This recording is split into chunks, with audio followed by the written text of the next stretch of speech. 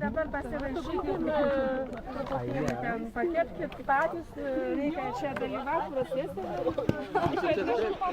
Ką čia Živilė gavo? Ką jūs čia turi, Živilė?